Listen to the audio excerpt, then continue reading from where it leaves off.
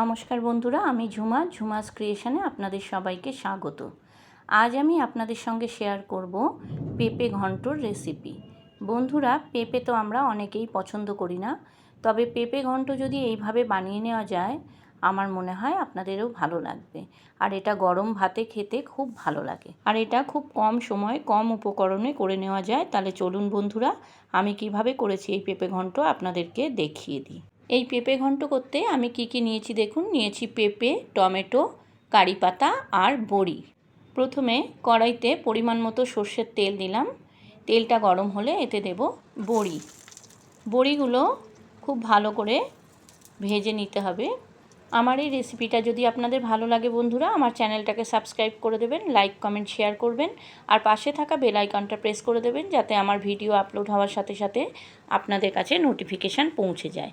আর পুরনো বন্ধুদের আমার অনেক ভালোবাসা আমার পাশে থাকার জন্য। যারা আমার চ্যানেলে নতুন এই রেসিপিটা দেখছেন তাদের কাছে আমার অনুরোধ, আমার চ্যানেলটাকে সাবস্ক্রাইব করে আমার পাশে থেকে যাবেন প্লিজ। আমিও কথা দিচ্ছি আপনাদের পাশে থাকবো। দেখুন বড়িগুলো ভাজা হয়ে গেল। বড়িগুলো তুলে কড়াইতে আরও একটু সর্ষের তেল দিলাম। তেলটা গরম হলে দুটো শুকনো লঙ্কা ফাটিয়ে দিলাম, আর সামান্য একটু সর্ষে দিলাম, আর দিলাম 10-12টা কারি পাতা। কারি পাতাটা খুব বেশি ভাজবো না, খুব বেশি ভাজলে কারি পাতাটার গন্ধটা নষ্ট হয়ে যাবে। এরপর আমি এতে দিয়ে দিলাম পেঁপেগুলো কিন্তু আমি খুব পাতলা পাতলা করে কেটে নিয়েছি। একদম মোটা করে পেঁপেটা কাটবো না, কারণ পেঁপেটা ঢাকা দিয়েই সিদ্ধ হয়ে যাবে, এতে কোনো জল দেব না। দেখুন পেঁপেগুলো সব দিয়ে দিয়েছি, আর দিলাম টমেটো। 2খানা টমেটো আমি এতে দিয়েছি। দিলাম 1.5 চামচ মতো নুন আর 1 চামচ হলুদ।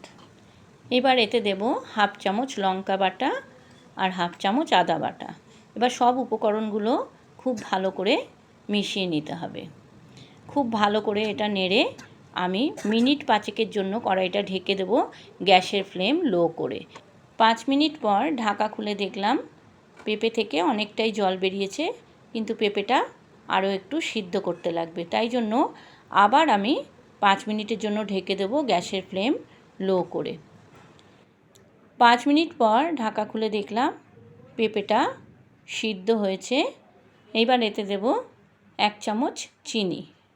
চিনিটা দিলে কিন্তু টেস্টটা খুব ভালো হয়, আপনারা চাইলে চিনিটাকে স্কিপ করতে পারেন। এরপর আমি এতে দেব বড়ি। এই বড়িটা ভালো করে গুঁড়ো করে নিয়েছি। বড়িটা যদি গুঁড়ো করে দেওয়া যায় খেতে কিন্তু খুব ভালো লাগে। আপনারা চাইলে বড়িগুলো গোটাও দিতে পারেন, তবে গুঁড়ো করে দিলে ভালো লাগবে।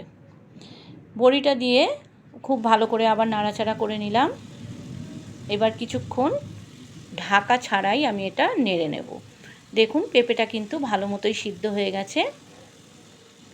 আমার পেঁপে ঘন্ট প্রায় রেডি। আপনারা কে কোথা দিয়ে আমার এই ভিডিওটা দেখছেন বন্ধুরা কমেন্টে জানাবেন, আর রেসিপিটা কেমন লাগলো সেটাও কিন্তু কমেন্টে জানাতে ভুলবেন না। কাছে দূরে নতুন পুরনো সকল বন্ধুদেরকে জানাই আমার আন্তরিক ভালোবাসা। আপনারা না থাকলে আমি কিন্তু আজ এত দূর পৌঁছতে পারতাম না, তাই আপনাদেরকে জানাই আমার অন্তর থেকে ভালোবাসা। পেঁপে ঘন্ট হয়ে গেছে, এবার আমি একটা সার্ভিং বলে এটা সার্ভ করে নেব। দেখুন বন্ধুরা, গরমকালের উপকারী পেঁপে ঘন্ট আপনাদের কেমন লাগলো আপনারা কিন্তু কমেন্টে জানাবেন। আপনারা যারা ফেসবুক থেকে এই রেসিপিটা দেখছেন আমার ফেসবুক পেজটাকে ফলো করে দেবেন, আর যারা ইউটিউব থেকে দেখছেন আমার ইউটিউব চ্যানেলটাকে সাবস্ক্রাইব করে আমার পাশে থেকে যাবেন প্লিজ। আপনারা ভালো থাকুন, সুস্থ থাকুন। আবার আসবো আমি অন্য দিন অন্য কোনো রেসিপি নিয়ে। আজকের মতো আমি চলি। ধন্যবাদ বন্ধুরা।